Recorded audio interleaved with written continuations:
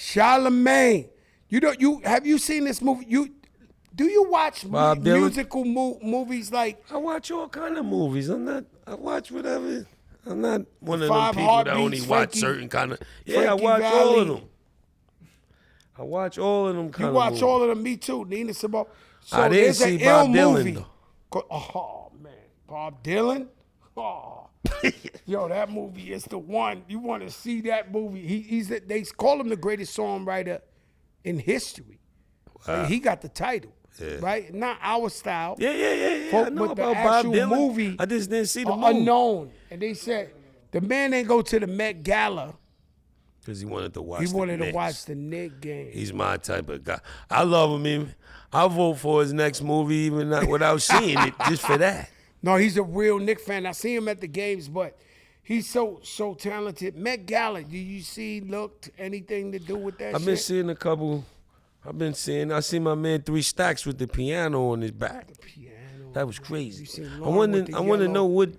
I don't know. It's like Was Jack anything in in the it? Box Was the transmission in that piano, or was it like an empty box? It couldn't have been that heavy because he went up the stairs. He walked Diana around. Ross came in with like 1,000 feathers. Like my thing is like, yo, listen, one place, and it's no disrespect because if they invite me, I'm going.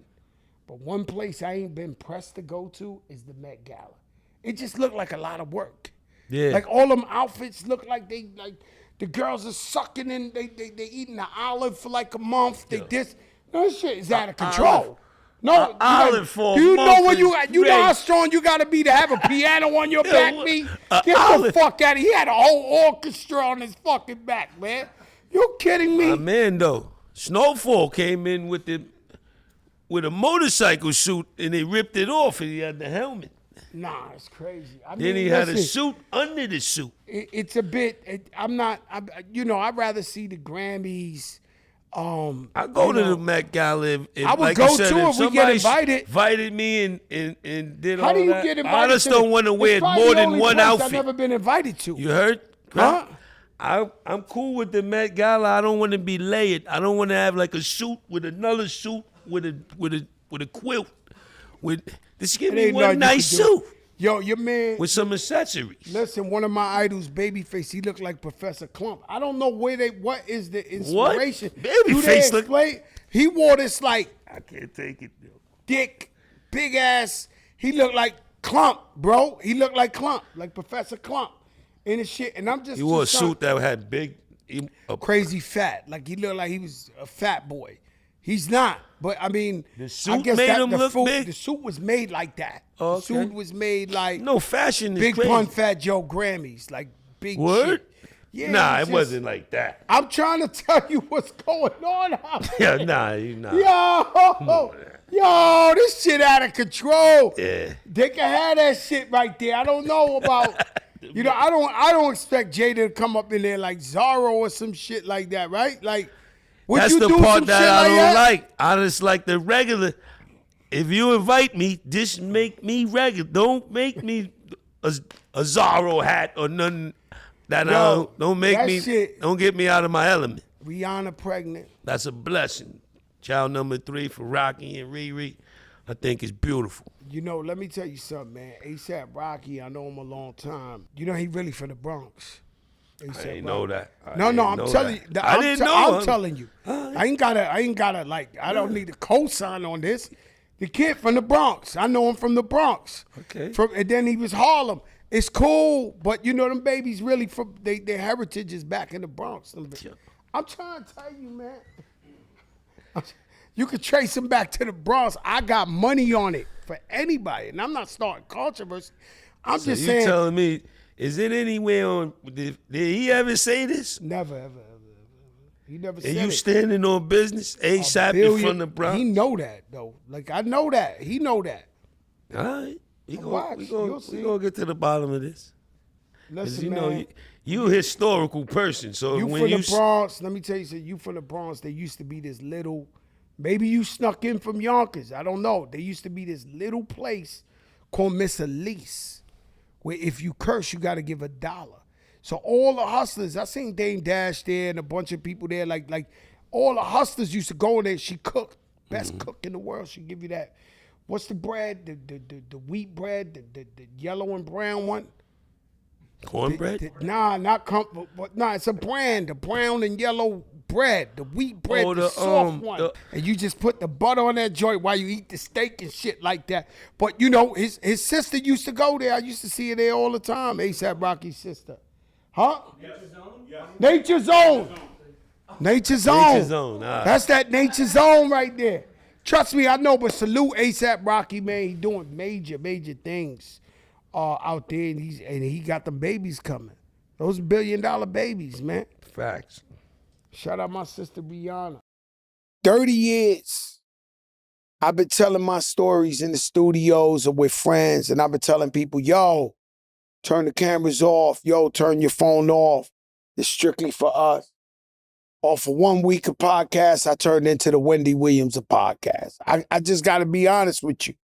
I never knew what. What am I supposed to do when I don't have a hood? Whoa, like listen, let me tell you something. I don't know how I become Wendy Williams of podcasting in 1 week, Jada. Like, I mean, like, my phone is off the hook.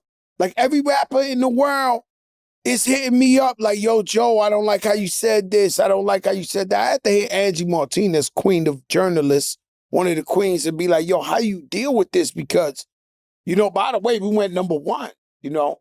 It ain't easy being #1, but somebody got to do it. So the podcast went #1. So listen, I'm going to address what happened. Scott Joe is crazy. Yo, what did I do now? Yo, listen. Only thing I agree with before you go into your, because he got something to tell you. But only thing that I did see that I don't think I'm prepared for is that when they taking stuff and switching it around and making a own, you know what I mean? So you mean like Charlamagne? That's what you trying to say? I was listening to Charlamagne interviewing Snoop, and if we did pull up, did you ever say Kendrick surpassed Dre and Snoop and Cube and all of the... I was talking about radio play exactly. In the last Snoop 2 Dogg is the king. Yeah. Like, he's the king of rap, hip-hop. Like, you could pull up a million interviews where I said the most famous rapper in the universe of rap music is Snoop Doggy Dogg. So I wonder, why did he do that to us? Nah, you know, we in that space now, Jada. That's what I'm trying to tell you. They trying to stick the knife in us. Yo, Joe Budden, let me tell you something. You are my friend. I know you 20 years. You've been doing this thing. You ain't send us no edible.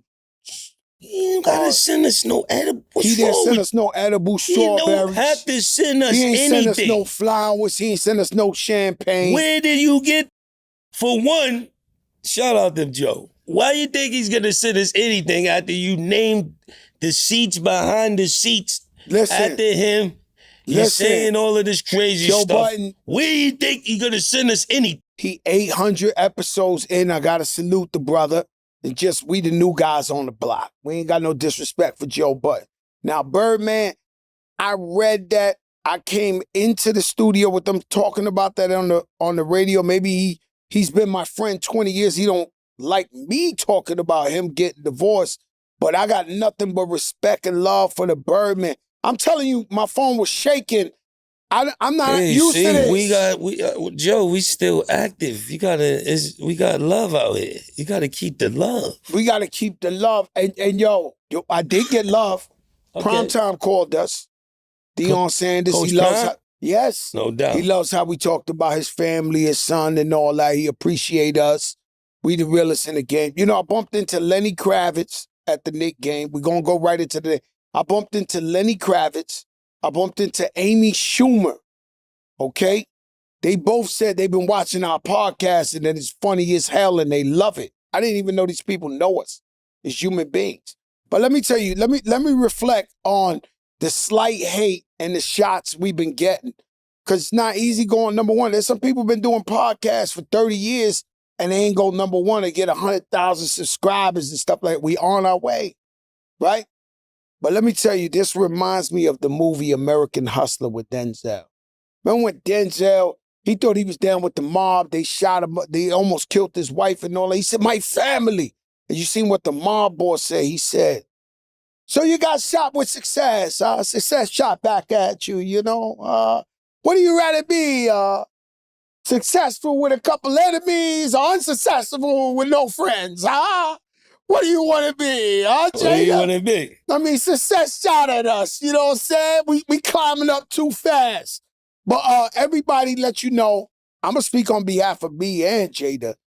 We are not malicious. We are not trying to throw shots at nobody for real. We having fun, great time giving you our perspective. I'm trying to keep this conversation non-controversial. You know what I'm saying? Because I don't know we why. got a Crazy No, Joe. I want to sit down. Let's go Crazy Joe. Nah, listen, I want to sit down with a podcaster that has 3 followers who think he know. And because they sit down, yo, this guy's cap, but I want to sit down next to one of them in their Nitro apartment when they shoot. I'm going to walk in the Nitro, right? And sit next to him. Because I don't think people truly understand. I'm a project baby for real. I'm from the projects. The soil of soil. You know, you can't do nothing to Fat Joe. If you go look him up, street, you can't not say, I'm be looking there and I'm really looking at guys calling me a capper or this or that. I want to sit next to one of these guys and say, break down the cap. Because when I say shit, you know, I said I did records with Big. Everybody, he's the capper of a lifetime. They put out the second album, the double album. Fat Joe was featured on that album. Now, did they take me off? They took me off. But they put out the real list. And somehow, some way, every time I say something, if I say I saved Common's life, he come up on here and say, I saved his life. And it come, I don't know what, I'm trying to verify. Where's the cap? And then some of you guys. You don't need no validation, No, Joe. listen. Some of these guys, you want to do if you're really from the projects, some of these guys are so horrible on these podcasts that they're not even garbage. You ever seen the dumpster in the projects where they got like that gook, that shit? Your shit like dumpster that garbage. Juice. The dumpster juice. Your shit like the gook that come out the bottom of the dumpster. Don't compare yourself to us. Our shit, you know, we need 800 episodes. I'm talking prematurely. But yo, I'm not used to number 2. We gotta go number 1. We went number 1 on Apple off 1 EP. This shit is new, Joe. We new, man. We gotta be humble and thankful, man. No, I'm humble, but I speak reality. And if you guys don't think I'm watching y'all, I do watch y'all. Do you watch? How about disgruntled MCs? They never got under your skin, like disgruntled former crew members and stuff like that. When they go off, you just ignore them all the way. You got beef with Jada? Say my name. You shy? I said, if they don't say my name, they say my name because they think they think Joe way up. Listen, they think Joe way up. They wouldn't say my name 10 years ago, 15 years ago when we was running around giving the beats to their favorite rappers.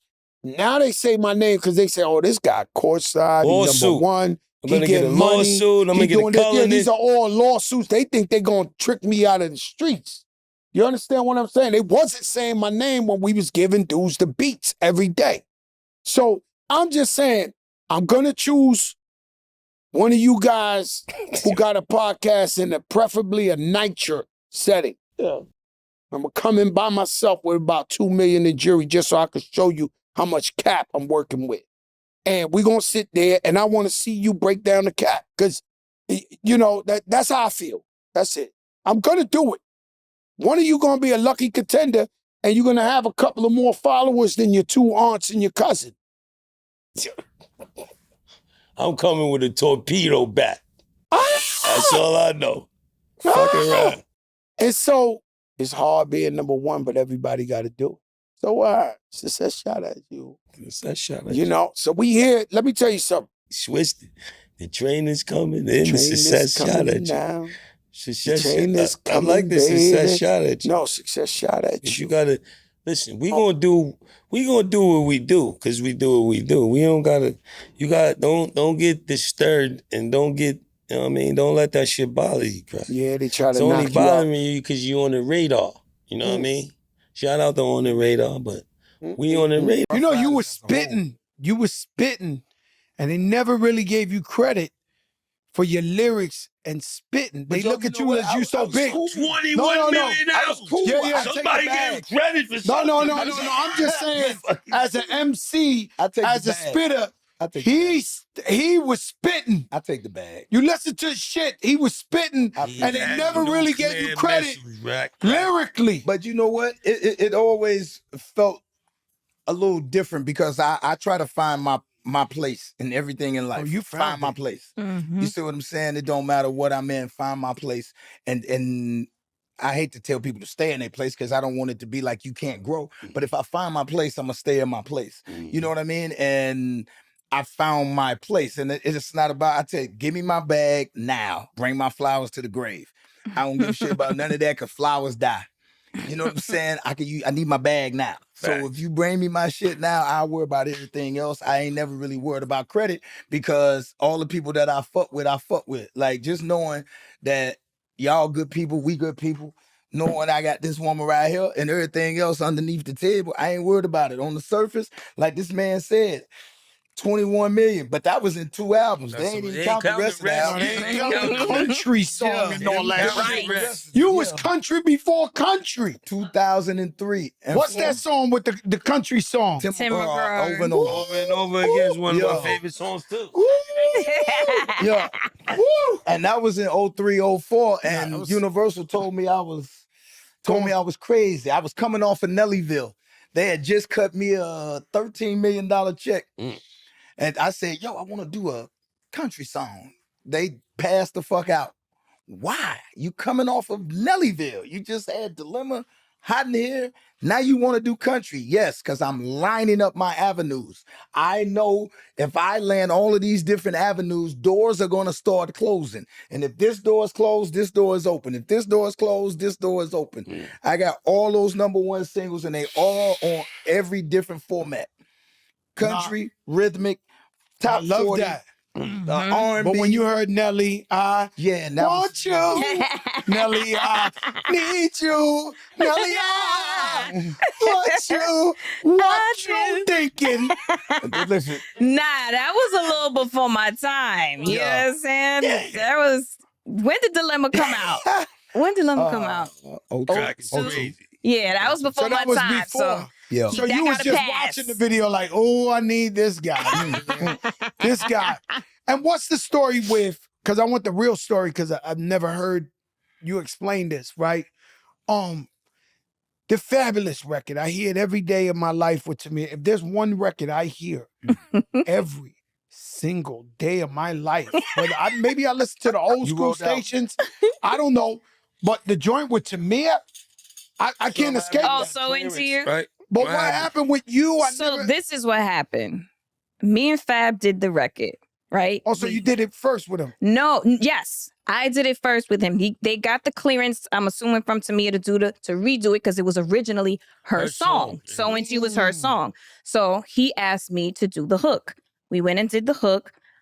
He wanted to shoot a video.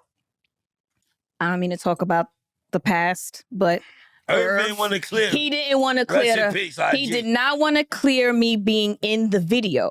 So they was like, yo, what sense does it make to go with this single and we can't shoot a video? Right. So they went back to Tamia and asked if she would do the video. And then they put 2 versions out. So mine was on the radio and then they had Sis, Right. I go all around the world with you and I watch you perform that record and I said, this must have been her record. Because you ain't singing nobody else's records and you Right. sing that song so passionate on tour. Thank you. And I be like, did they steal this shit from her? Like, did she write this shit? Like, I knew there was a story behind this one record. Because you do it in Yeah. every show. And I'm like, I tell Lorena too, I was like, yo, man, I think Ashanti, that was her record. They took it from her. You know, I seen some crazy shit about, what's the J-Lo? I just seen it. It's one of them internet where you say, Joe, stop. God. But it was one of them. So you're gonna see me on my own. Love Don't Cross a Thing? Even if you broke my love. It was Shantae Moore's record. Oh. And Rodney Jerkins produced it for her, but he told her make it the #1, the first single. She didn't go with it at the first single, and he gave it to J-Lo. J-Lo took off with that shit. Ooh, wow. Lord have mercy. That's like them stories. Yeah. That's almost like Always on Time. You know, that Brandy was supposed to do that. Yeah. You know, Brandy was supposed to do it. I happened to be in the studio. Put a Shanti on there and see what happens. Shanti always sounds good at that point. Because, you know, J-Lo was supposed to be What's Love. Yes, I remember when you told me that. That was back in like, we was on not a Zoom, Ustream. We was on something and I didn't know that. Remember we were talking. That's the truth. I didn't know that. First of all, let's just say rest in peace, Irv. You know, I was supposed to be on We Are the World.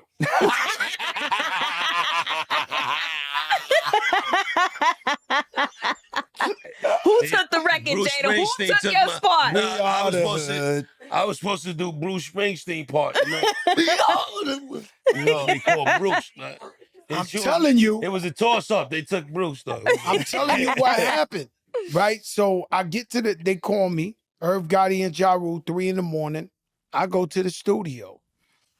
This studio was out of my pay grade too. It was one of them big shits with the big, like the Hit Factory, the speaker, like big ass SL board. I've been recording in bummy studios my whole life. I get up in there like this, so they press the thing and it's then it was love, right? She's on it. And he's like, the Latino connection. You and your sister J-Lo. This will be life-changing. He's selling me all this shit.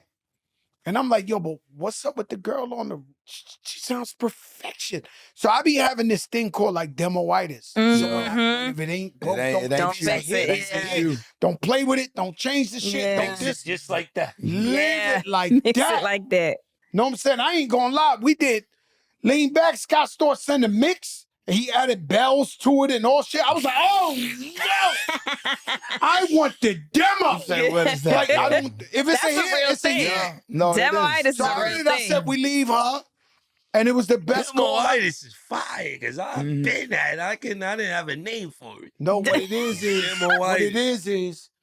you know what you're doing. And You when like it the way hear you like it. It's a hit. But is it any worse feeling in the world than when they send it back and it sounds nothing like the original? I'm not gonna say the Lean Back sounded nothing like the original. He just added like cowbells and shit, and I was like, yo, bro.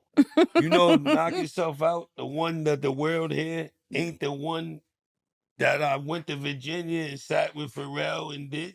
He changed the beat. The whole shit. Oh yeah, no, Rest in peace. No, not. It's the whole. I know about post production. This was. I rhymed on the whole. It's like it's a whole nother song. I was mad as hell. Bro. Ice Pick, rest in peace. Shout out to Pharrell. Yeah. They like trust me. I'm like, no. Trust me. This is not. It's a whole nother. And it still came. It hit. A lot of times you got to go with your gut, but sometimes it pays to not too to many hear somebody out times to though switch too. up Though. or work. Well, it depends on it depends on who it is because you could trust some Pharrell, people. though. Yeah, You know Pharrell. some people they know what they doing. You know what I mean? But a lot of times, you got to go with your gut.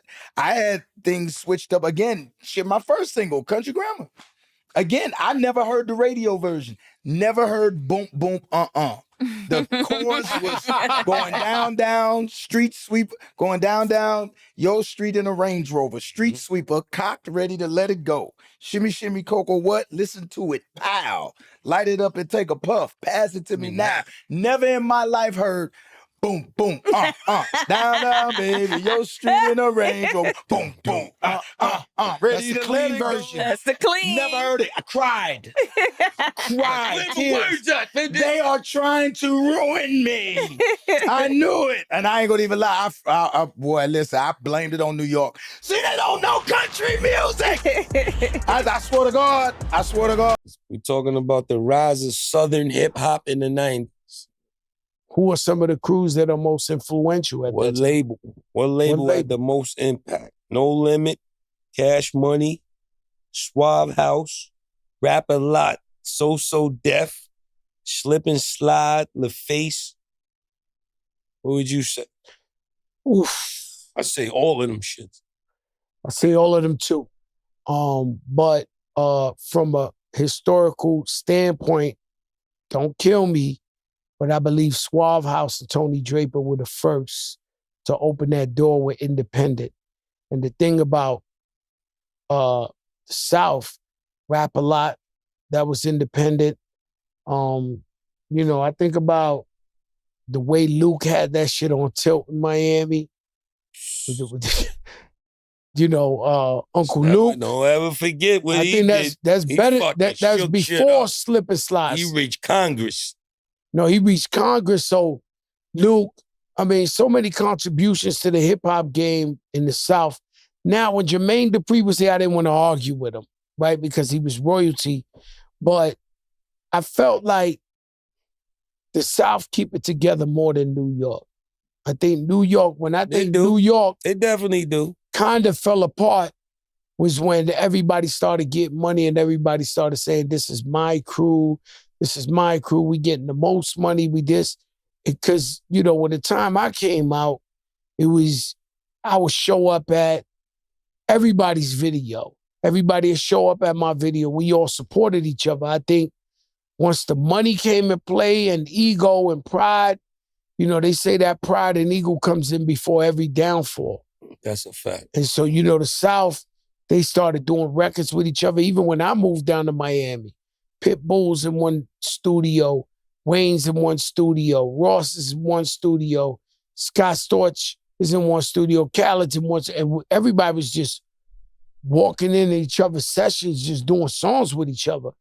And we missed that in New York. I think the South. We used to have it like that. It used to be like that. And then everybody got a couple dollars. Who you think is the most legendary record label in Southern hip hop?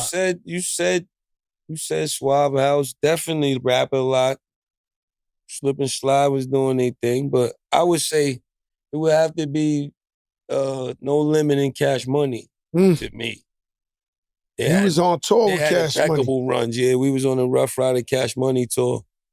That shit was what was crazy. that like? It was like the best of both worlds. Like up top in New Orleans. And we was bringing that East Coast New York flavor, and they was bringing that New Orleans. Baby, you heard me. Mm-hmm. And it was a perfect match. You know what I mean? They had mad tour buses. They brought the whole family. Grandma, aunts, I ain't sure, rest in peace. Miss Gladys might have been there. They was pulling up. They had the whole family, dogs, babies, grandmas, aunties. They had everybody on one tour. They came crazy. They came crazy. Shout out to Birdman. Yeah, they did it. Shout out to Birdman. What's up, Birdman? Lil Wayne, I'm going to skip all the way to like Carter 3. And Lil Wayne was like the first, because, he was a South rapper, but the way he was rapping off of these soul beats, and he was spitting, but he was spitting with it, me, you, whether we like to admit it, even 50 Cent, whoever. We got a New York flow, man, New York cadence. He was he was just bouncing all over these beats like I had never heard nobody bounce over them and saying some shit. He was barred up. Yeah, Weezy, that's what he do. Weezy is one of the people that withstand the test of time, coming in the game as a kid and then turning into a man and fucking creating his own uproar. You know what I'm saying? Starting with the Hot Boys, doing all that, being the little one, and then he put the whole shit on his back after a while. Bling, bling. That ain't Every easy time to we do. got that better, they get bling, bling. Welcome home to BG. Juvie. All those guys. Master My man P. Fresh. Master P to me showed everybody how to get money. He fucking bombarded the game. He was dropping, they had them colorful album covers with the gold shit on it. With the tanks, Mia X. Dropping artists every month. Silk the Shocker, He See really Murder. treated the rap game like the Carter, and he had something dropping every month. He figured it out. It was like, that was his content at the time. So he was like, anything I throw out there, if it sell, I just bring it to the pal. You know, that's almost like how I do my accounting, whether I'm, you know, making money doing a podcast or a show or this or that. At the end of the month, I bring it all together and be like, all right, we did well. So that's how he was moving with the music. And then he had a legendary run where Snoop Dogg was going through his shit. He brought him down there. Snoop up, yeah. Through Snoop, a life preserve. Through Snoop, I feel like Snoop is very loyal to him and realized that was a major time in his life, you know, where he needed help, and Master P threw him that life preserver. Facts. What artist from the South had the most influence on New York hip hop? Would you say? I say listen to the question carefully. What artist from the South had the most influence on New York hip hop? Not even sure. So that means their influence. If you ask Hove and you ask a bunch of rappers, they might just say Scarface. You know. You gotta throw. You better mention them for that. I mean, of course, but I'm just saying, you asking me. It's a toss-up between Scarface and Lil Wayne to have the most influence and impact on New York artists. Now, if you talk about... No, those is great names. I think it's more though. It's Scarface, it's Weezy, it's Jeezy. Jeezy. T.I. Yes. You know, I got a story with T.I., you know what I'm saying? You know, I was signed to Atlantic Records and I sold 2 million records, and they had this poster of me. Shit was like 6 floors high. When you walk in the lobby, the shit was the whole shit was me in an orange leather shirt, medallion with the I gotta bring the lion out. I ain't never bring the lion to this show yet. So I got the lion with the big brick in his mouth. He got the big diamond in his mouth. So they had this shit in the poster for, I think, like 2-3 years. One day I walk into a meeting with Atlantic and the shit had a poster of T.I., the big shit. And I went upstairs and they start talking to me like, yo, your last album only sold 500,000. This new guy, T.I., is selling 2 million, this. Yo, this shit was the craziest shit in the world. And that's around the time I had to leave Atlantic, where I was like, yo, all right, y'all don't believe in me, I gotta go. Then I went independent. But I mean, that shit was crazy. But I always had love for T.I. T.I.'s very influential in New York. And Jeezy, you know, what could you say about Jeezy? Jeezy, who started trap music? Was it T.I. or was it Jeezy? Don't get me the line. I don't know. I mean, T.I. came out before Jeezy. The trap, yeah, and he had the album Trap Music. He got a trap museum in Atlanta. T.I. has an actual trap museum where you see him sneaking out the refrigerator, goes into another room. They rebuilt a trap. And the most legendary, you know, as years went on, Gucci Mane was very influential. Gucci's that dude, man. You know that. He did a lot for hip hop. He did a lot for Atlanta. You know, but I got to go back, right? Because I got to go back. So the question is, who influenced New York? Now, who influenced the world and mostly the South? Because I'm in the South. So I'm mostly in Miami, part-time New York for the last 20-something years. So I'm stuck in the studio with 1 million Miami Heat fans. I mean, like, this shit is crazy. And the way they talk about Andre 3000, I don't think no New Yorker... He's one of the kings. Yeah, but I don't think no New Yorker... 3 Stacks? You kidding me? I know, but do they understand what 3 Stacks means to the South? Hell, they better. Big Boy too. Outkast, as a group and as individuals. They them dudes. They know it. If you don't, you should listen to something else. Smooth jazz. I'll never forget, I was in Walt Disney one day. I was taking my daughter and randomly 3 Stacks just walked by. He had the fucking, the what's this shit, like the Oshkosh suit Oh, he had the jump And on. he had his shit now that everybody rocking it, but he had the shit rolled up with the. I was like, yo, did I just run into 3 Stacks walking by himself in Walt Disney? Yo. Man, the man was walking by himself in Walt Disney with his shit rolled up. I was like, yo, that's fucking 3 Stacks. You liable to see 3 Stacks anywhere. Walk in the middle of Brooklyn. Ever sign up for a phone plan thinking, wow, great price. And then a few months later, it's like, surprise, your bill is high. With Boost Mobile phone, you pay $25 a month forever. That's unlimited talk, text, and data starting at just $25 a month. No price hikes, no contract, forever. Plus, Boost Mobile is now legit nationwide 5G network. They've invested billions building 5G towers across the country. You know what I mean? Visit boostmobile.com or head to your local Boost store today and get unlimited talk, text, and data for $25 a month forever.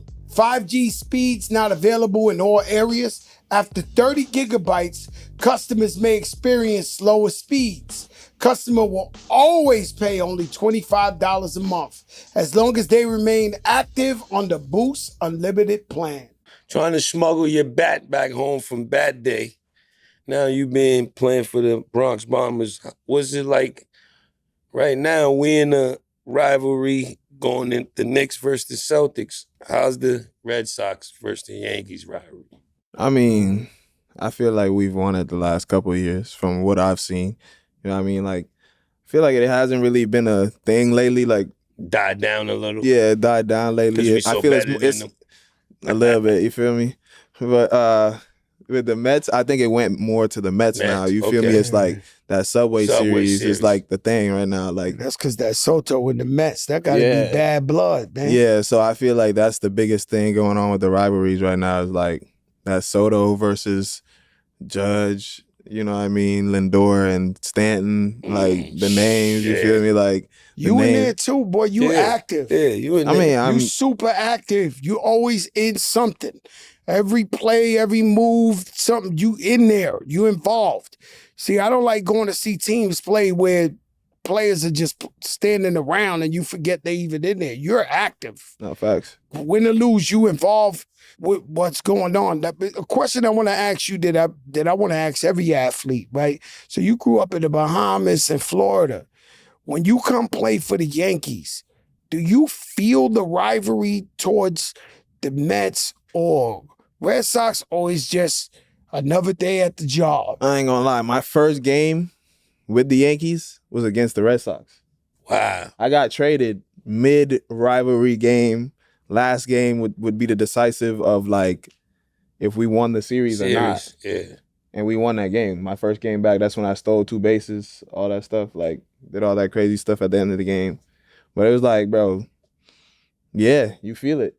Like, you step in the stadium and the fans start talking to you crazy too. Like, that's you when ain't off limits. you to feel talk me to like everybody crazy. You feel me? Like, when you talk to me crazy, I get active. I ain't gonna lie. I'm really active with it. Like, I hit a home run and I'm looking straight in the stands. I'm trying to figure out who is talking. Like, you feel me? Like, I'm that guy. So you like me, you care about what they say. Like, it ain't really care, but like, since you saying I'm overrated, let me show you something.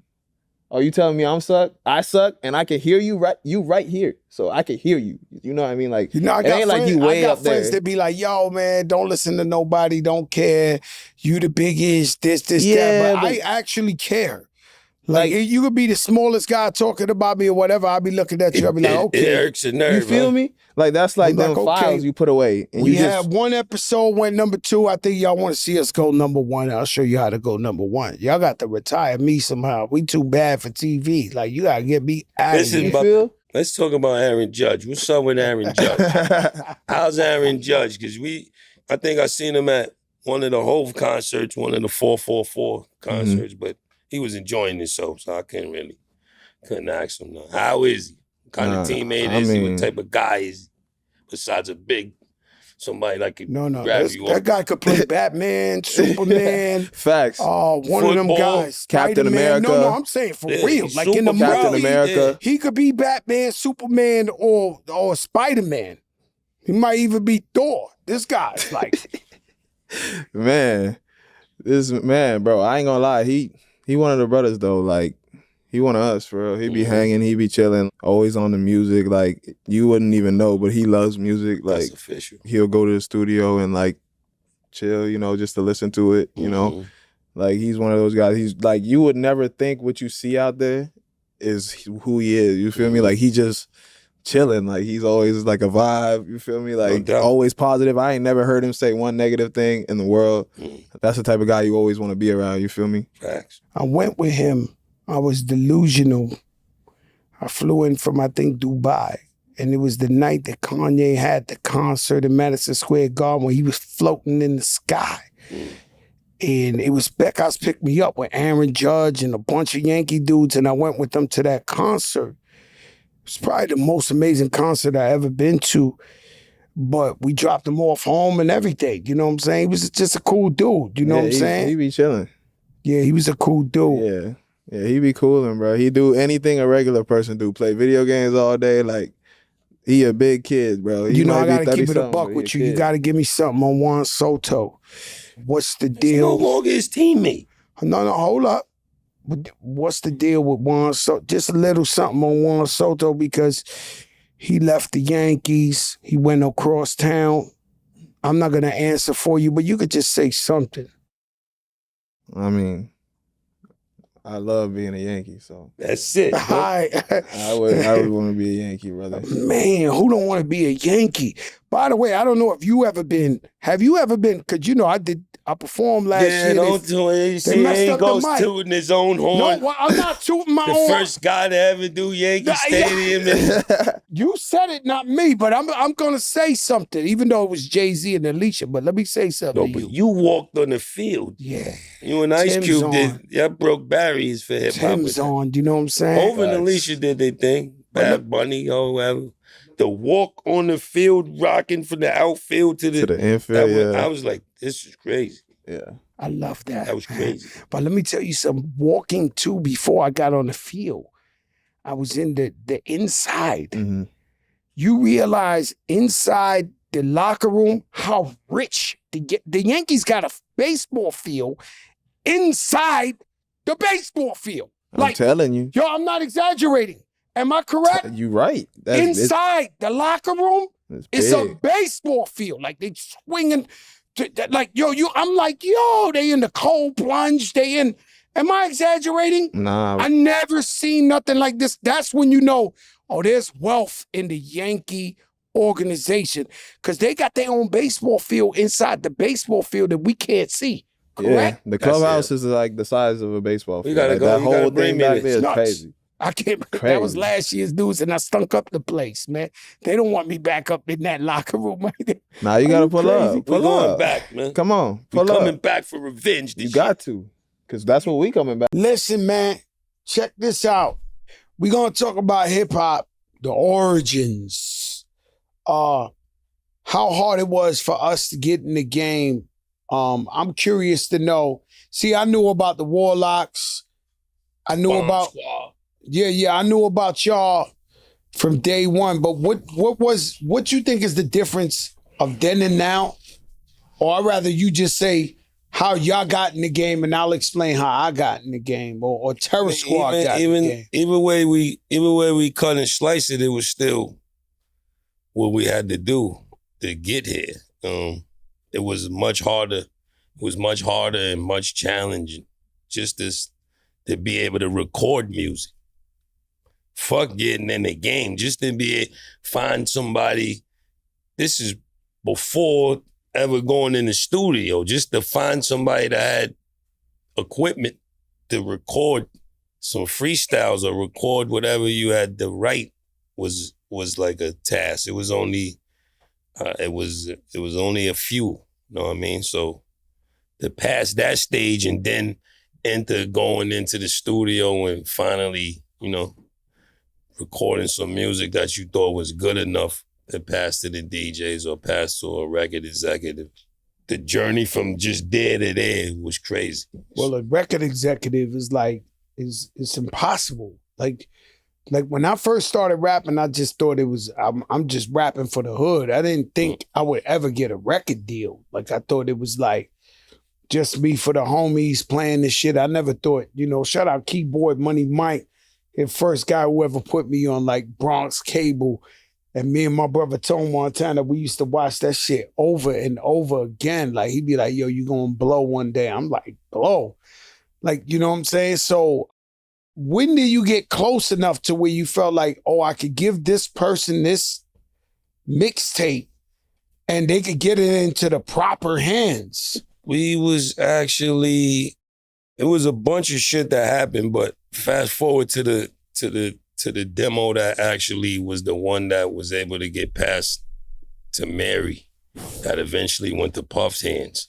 We was recorded in D&D Studios. Wow, you got the D&D. Shout out Mary, she was in the house last night. Yeah. MJ, what's up, baby? We shot it. We was in D&D. However, we got the bread to make it to D&D, and it was actually while Hov was making Reasonable Doubt. He was there. Yeah, he was in another room making Reasonable Doubt, and we actually seen. It was a pool. Remember that? You could play pool in there. Yeah, that's where fucking Big L threatened me and the enemy, where I had to write the rhyme in his face. We bumped into Jazzo in there and ended up getting a beat from Jazzo that went on our demo that ended up actually being a song on Puff No Way Out. That sold 10 million. So we recorded a demo in D&D. We was still wet behind the ears, but we felt like these songs was good enough. Mary got a cousin that was a part of our everyday entourage, J-Bop, Jamarco. So we kept him. We knew once we got some songs good enough, we could get it to him and he could get it to Mary. So that's what we did. And she happened to be on tour with Jodeci and she popped it in, I think, on the tour bus. And that was our end before all the other shit that I'm gonna tell you. But yeah. That's crazy because shout out to D&D. One time I beat a guy's brakes with the phone, with a red phone in D&D. Just was pounding them out with the phone, the old school phone with the wire. Oh, a house phone. Nah, yo, they hated me forever since because it was like, D&D was like the flyest studio, but I had the juice. I was already Fat Joe. My man was like, yo, my girl, she in the studio with these other rap guys. She was like, she's in D&D, and this bop. Yo, when I tell you who behind the scenes, you gonna bug out. He was like, yo, she in there with the dude. So I had to use my face to get in there. I'm like, yo, it's Joe Crack. They opened the door, and then we beat the brakes off this guy. And they never liked, who was it? Dave and was it Dave and Mike? But anyway, man, shout out to D&D. D&D, one day I saw Jay in there recording with OC. They had this one song together, and I was up in there, and they was rocking. D&D was like, if you made it to D&D, you made it to. That was like to get the recording. D&D was. You felt like you. Primo had his own. Yeah, Primo ended up buying it. He ended up buying D&D, right? He ended up buying D&D, and then you had so the Who's Who was in there. It was almost similar to like a Bobito and Stretch. And so I'll tell you a better one. I went to a Ron G mixtape and I was going in and Biggie was coming out. And I'm like, yo, Big, what's up? This, that. Oh, that's the shotties by the shower when he said that one. What he said? The shotties by the shower, you try to shoot me while I'm shitting.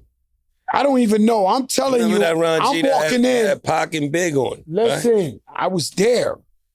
So, Polo Grounds? Where you did? No, it wasn't Polo Grounds. It was he had almost by up NYC. He had a crib on Riverside Drive. Oh, all right. So it was like right around from up NYC. So I'm walking in there.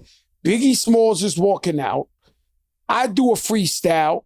And when I'm walking out, Tupac is coming in. Yeah. So that was the type of shit we were happening in Stretch and Barbito where you hear the infamous, we wouldn't call it a battle, but the infamous freestyle with Big L and Jay-Z. Barbito had an open door. That shit was like if you fucked up Barbito and Stretches, like they had everybody coming in. The craziest guys you could think of. The door was always open. And so that's when they had that legendary, I wouldn't say battle, but it was Big L and Jay-Z in there. Like Pun, Pun broke through Stretch and Barbito, but this 4 a.m, you gotta wait. You might go there one night and the whole Wu-Tang Clan is in there 13 deep, freestyling for 20 hours, and then you might get the last 10 minutes to play your new demo in there. Those days. Speaking of mixtapes, I got a story. Do you remember this? I don't even know how we all ended up. What's the first shit on 54th? Sony? Yeah, Hit Factory's in the middle. We was in Sony, all of us. Me, you was rich already. Nori. Nah. We was already who we were. It's still the early. This is 90s, early. Sony was so hard. Listen, we in there. Me, you, the Locks, Joe Crack, Nori, some other artists. Clue is there. Y'all put pressure on them. You felt he was putting your songs too far down the thing. Like, because in the mixtape era, if you wasn't in if they don't put you in a certain part of the tape. When they put you number 28 and 26. That's the ultimate. A disrespect. Yeah, nobody's listening to that. So you seeing me. I seen it was. I don't even remember how we all end up. We wasn't recording like a We Are the World or none of that for everybody to be there, but there happened to be mad artists and Clue. And y'all put a little pressure on Clue, like, yo, Clue, why the fuck you keep making my songs number 20-something in this? And a good thing we worked that out. I saw Biggie, Clue hates the story, but I gotta say, Clue's my brother. He leaked one of them big songs. Bro, I was in Club USA. By the way, that was the flyest club ever. When Biggie came up to me at the Derringer, he had the 22 Dillinger. He was like, yo, you seen Clue? I swear to God, I just saw Clue. He was like, yo, you seen Clue? He put my shit on the tape. I'm gonna go get it. I was like, nah, I ain't see him. And I just saw Clue walk through. Clue hate when I tell that story, but Biggie definitely showed me the hammer and say he gonna find Clue, he gonna give it to him. Did you used to drive out to Queens to give Clue your song? We would, by that, Clue was coming to either Rough Riders or they would pick, rest in peace, Pick would bring Clue the songs or he'd come to the studio. Man, I used to have to go to Queens. It was that highway and the police was always on that highway pulling everybody over. And then at the end, they had like a 24-hour fruit market. That's where I used to meet Clue to give him the songs. But I remember, I was scared to fly. So I used to drive down to Miami twice a week and just be listening to every Clue tape.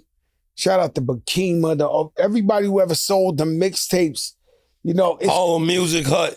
Harlem Music Hut. Yo, one day when I had my sneaker store in, not sneaker store because we ain't have sneakers, but it was Fat Joe Halftime. Oh, Halftime. But yeah, we used to sell a mixtape. One day the police came in there and it was locking me up for the mixtapes because we used to sell the mixtapes. It was illegal. So they was like, yo, somebody got to go to jail. We had my man DJ Ed. He's in Atlanta. He didn't want to take the charge. He was like, yo, I can't go to jail. I wound up almost getting locked up over mixtapes. Thank God the cops just gave me a summons. But I was going to jail for selling mixtapes. It was the craziest shit. I was already a rapper. But you know what I would do, right? Shout out to Ralph McDaniels. He gave me a huge opportunity. So for kids that don't understand, we talking about analog and shit before shit was digital and all that. All the kids would run home at 3:00 to go see video music box. That's how you see the artist. This when the TV had knobs on it, kids. You had to turn the top one on the bottom. This is when your man, I don't even got a pocket. This is when your man Special Ed had the one hand in the pocket in the bubble and was like, I got a dog with a solid gold bone. What? We was like excited, but I met Ralph McDaniels, I'm not sure where. And I started going to see him. He had an office downtown by City Hall, and I used to have to walk. The elevator was always broken. 31 flights of stairs, and that's Fat Joe. And then Ralph started letting me host. So we going to clubs and all that, and I'm hosting, yo, what up? It's Fat Joe, yo, video music box. I'm still in the streets too. I'm wearing like Vans suits, big Cubans. Like they know that's Poppy who got the work up in the Bronx. But I needed that look.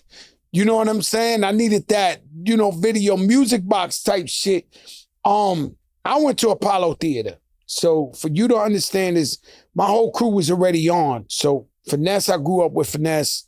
Lord Finesse, he said I could say this story, but Lord Finesse used to, back in the days, he was an entrepreneur. So he would sell the newspaper, right? So he had a newspaper route. So he'll come around and go, paper. I had one too. You too? Yeah, I had a newspaper. Right? So Finesse used to go, paper. And then your moms are paying him $1 for the newspaper, but he bought it for 50 cents. He made 50 cents to go to the store to go get it. So I met Finesse through that. And we used to hang out, but he used to tell me all the time, yo, I'm gonna be a rapper, right? And I would go to his house, he would DJ, his grandmother was there, and one day I was listening to Red Alert, and your man, Finesse, he played like 3 or 4 Finesse songs, and I was just like, he made it. If it wasn't for Lord Finesse, there would have never, ever, ever been Fat Joe. Like I would never believe that I could become an artist in my life. I had to see it to believe it. So when I'm listening to this, Lord Finesse is the man that you had to hear. I'm like, yo, I'm going crazy. And so Finesse gets on, Showbiz and AG get on, and Diamond was on before all of us, Stunts, Bloods, and Hip Hop, classic album. And so I said, you know what? I was hustling, I was in the streets, and I said, yo, I'm going to Apollo Theater. So y'all got to understand, I'm in the streets, making money, respected in the streets, doing everything I got to do. And I said, I'm going to the Apollo Amateur Night to get on. And this is a real story, right? So I'm already buying Dapper Dance. I'm caked up. You see me in the clubs, popping bottles, all type of shit. I'm doing what I'm doing. So I go in there and I remember, so this is the heart of a lion, a heart of someone who, I remember I went up in there and there was like 150 groups. And I remember like, yo, why are these people in here? Like, I'm here. Like this is over. Like, no, I swear You already won in your brain? What? I walked up in there like, yo, this shit. Shout out to Coco Graf. She just won the tennis. She said the whole crowd was screaming for her opponent in the French joint. And she started telling herself, Coco, Coco. They screaming Coco, but they were screaming the other girl's name. In French. And so you got to talk yourself you got to speak into existence. So I walked up in there. I didn't know what it was, but I looked at them. I said, these guys can't fuck with me. And sure enough, we went out there. I had the yellow Dapper Dan tracksuit. We came outside. I had the dances. And I had a song. It was called He's a Big Shot. Fat Joe is a big shot. And I came outside and the crowd went crazy. And I tried one day to really think about it and be like, yo, what did I say to make them go crazy? But I really ain't say nothing. The second I walked outside and started rapping, there's always no disrespect. There's always a fat girl that gets up there and goes, and I am telling you. And she kicked her shit off. She kicked them shoes off. You know it's over when the fat girl come up in the Apollo and go, and I am telling you. That's and it. kick her shit. It's over. Can't take it. That's the cheat code. Yo, that's the cheat code in the Apollo. It's always a She kick voluptuous her woman that can sing, yeah. She kick her voluptuous. A voluptuous. She kick her We in shoes media off. now. We got to roll switch up. the words. Yeah, all right. We in a different type of thing. What's this song curvy. go? How the song go? And I am telling you, I'm not going. She come up in there. That shit is. Everybody going crazy. Oh shit! So it's similar to her. The fat guy came out. I tried. I stood up in the hotel room one day really trying to think about how I won the Apollo.